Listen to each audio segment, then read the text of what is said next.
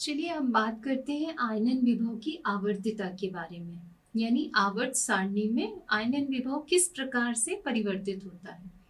तो यदि हम आवर्त सारणी के आवर्त की बात करें तो सामान्य रूप में बाएं से दाएं चलने पर आयनन ऊर्जा का मान बढ़ता जाता है। ऐसा क्यों होता है? क्योंकि आवर्त सारणी में जब हम बाएं से दाएं चलते हैं तो परमाणु क्रमांक में वृद्धि होती है। परमाणु क्रमांक बढ़ने के साथ साथ नाभिक में प्रोटॉनों की संख्या में भी वृद्धि होती है, यानी कि नाभ की आवेश बढ़ जाता है। और नाभ की आवेश बढ़ने से परमाणु का आकार छोटा हो जाता है, यानी नाभिक और इलेक्ट्रॉन के बीच का आकर्षण बढ़ जाता है। और आकर्षण बढ़ा तो उस आकर्षण को तोड़ने के लिए यानी इलेक्ट्रॉन को हटाने के लिए आपको अधिक ऊर्जा की आवश्यकता होगी। ठीक इसी तरीके से यदि हम ग्रुप की बात करें तो ग्रुप में ऊपर से नीचे जाने पर आयनन विभव का मान क्या हो जाता है? कम हो जाता है। क्यों कम हो जाता है? क्योंकि जैसे जैसे हम ऊपर से नीचे की ओर आते हैं उसके परमाणु का आकार बढ़ता जाता है। और परमाणु का आकार बढ़ने के कारण नाभिक और इलेक्ट्रॉन के बीच का जो आकर्षण है वो कम हो जाता है और इलेक्ट्रॉन को निकालना अपेक्षाकृत आसान हो जाता है। तो जब हम ग्रुप में ऊपर से नीचे की ओर जाते हैं तो आयनन विभव का मान लगातार कम होता जाता है। चलिए दोस्तों, अब हम कुछ उदाहरण देखते हैं और आप बताने की कोशिश कीजिएगा कि ऐसा क्यों होता है। जैसा हमने पिछले एग्जाम्पल में देखा कि बेरिलियम का आयनन विभव बोरॉन की तुलना में ज़्यादा होता है। क्यों होता है? क्योंकि बोरॉन में जो इलेक्ट्रॉन है वो आंशिक भरे हुए ऑर्बिटल से निकलता है, जबकि बेरिलियम में पूर्ण भरे हुए ऑर्बिटल से निकलता है। ठीक इसी तरीके से क्या आप बता सकते हैं कि कार्बन का आयनन विभव जो है वो बोरॉन से अधिक क्यों होता है? तो बहुत ही सरल है इसका आंसर कि जो कार्बन है इसका इलेक्ट्रॉनिक यदि आप कॉन्फ़िगरेशन देखें तो कितना होगा? 1s2 2s2 2p2। और यदि बोरॉन की बात करें तो बोरॉन का कॉन्फ़िगरेशन होगा 1s2 2s2 2p1। ठीक है, तो यहाँ पर दोनों इलेक्ट्रॉन कहाँ से निकलेंगे? पी से निकलेंगे और दोनों ही आंशिक रूप से भरे हुए हैं। पर यहाँ पर नाभ की आवेश किस में ज़्यादा है? डेफिनेटली कार्बन में नाभ की आवेश ज़्यादा है और नाभ की आवेश ज़्यादा होने से इलेक्ट्रॉन को निकालना कार्बन के लिए कठिन होगा। यानी यदि आप कार्बन में से इलेक्ट्रॉन निकालना चाह रहे हैं तो आपको ज़्यादा ऊर्जा देना पड़ेगी। इसीलिए कार्बन का जो प्रथम आयनन विभव होता है वो बोरॉन की तुलना में ज़्यादा होता है।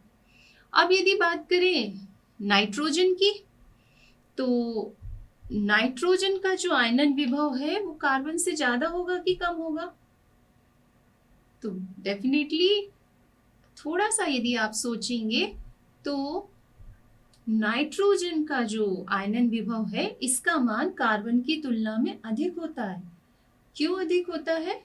क्योंकि नाइट्रोजन का जो इलेक्ट्रॉनिक विन्यास है वो 1s2 2s2 2p3 और p3 यानी कि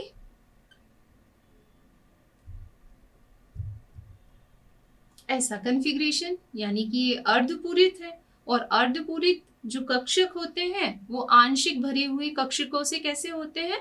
अधिक स्थायी होते हैं।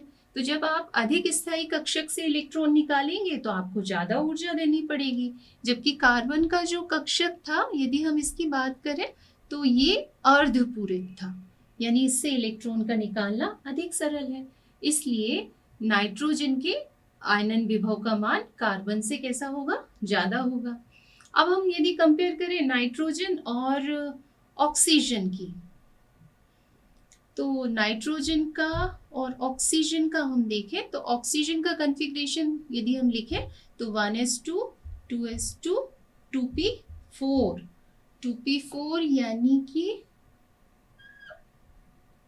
ये जो इलेक्ट्रॉन है वो किस तरीके से फिल होंगे? इस तरीके से।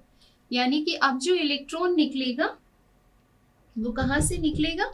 आंशिक उसमें से तो निकलेगा, आंशिक ऑर्बिटल, मतलब इसका कॉन्फ़िगरेशन अर्धपूरित तो नहीं है, पर यदि आप देखें तो यहाँ पर ये जो इलेक्ट्रॉन है वो युग्मित भी है ना। और युग्मित इलेक्ट्रॉन होने के कारण यहाँ अंतर इलेक्ट्रॉनीय प्रतिकर्षण भी काम करते हैं, जिसके कारण ये विन्यास कैसा हो जाता है, अस्थायी हो जाता है। और अस्थायी होने के कारण इसको निकालना अपेक्षाकृत सरल है, इसलिए नाइट्रोजन का आयनन विभव ज्यादा होता है और ऑक्सीजन का आयनन विभव कम होता है। इसी तरीके से आप देखेंगे तो जो हमारी अक्रिय गैसें हैं, वो अक्रिय गैसों में उनका जो बाह्यतम कोश है वो पूर्ण रूप से भरा होता है, यानी उनके बाह्यतम कोश में किसी भी इलेक्ट्रॉन के लिए कोई जगह नहीं होती और वो कंप्लीटली फिल्ड है। इसलिए यदि आप उससे इलेक्ट्रॉन निकालना चाहोगे तो आपको बहुत अधिक मात्रा में ऊर्जा देना पड़ेगी। इसलिए जो अक्रिय गैसें होती हैं उनके आयनन विभव का मान बहुत उच्च होता है। तो इस प्रकार हमने देखा कि विभिन्न तत्वों के आयनन विभव का मान उनकी विभिन्न कारकों पर निर्भर करता है। एक आयनन विभव का मान पता होने से आप उस परमाणु के केमिकल बिहेवियर, उसके रासायनिक व्यवहार के बारे में बता सकते हैं। जैसे कि आप बता सकते हैं कि उसकी क्रियाशीलता क्या होगी, उसकी अपचायक प्रकृति है या नहीं, वो धात्विक लक्षण बताता है या नहीं, कैसे। तो सबसे पहले हम बात करते हैं क्रियाशीलता की। वास्तव में जिन तत्वों के आयनन ऊर्जा के मान कम होते हैं वे बहुत क्रियाशील होते हैं, क्योंकि वे आसानी से इलेक्ट्रॉनों को त्याग सकते हैं। तो हमारे पूरी पीरियोडिक टेबल में जो 4 धातुएं हैं उनके आयनन विभव के मान सबसे कम होते हैं, इसलिए वो सबसे ज्यादा क्रियाशील होती हैं। जबकि यदि आप देखें तो जो 0 ग्रुप है यानी उत्कृष्ट गैसों का ग्रुप है, उनके आयनन ऊर्जा का मान बहुत ज्यादा होता है, इसलिए वो अक्रियाशील होती हैं।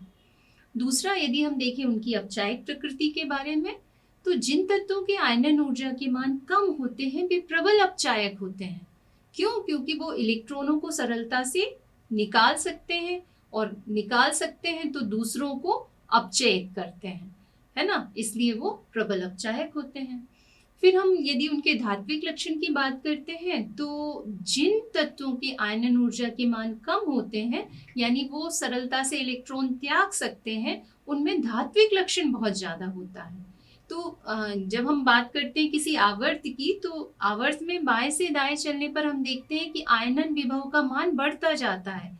तो आयनन विभव का मान बढ़ता जाता है यानी कि उनके धात्विक गुण में भी कमी आती जाती है और उसका अधात्विक गुण बढ़ता जाता है।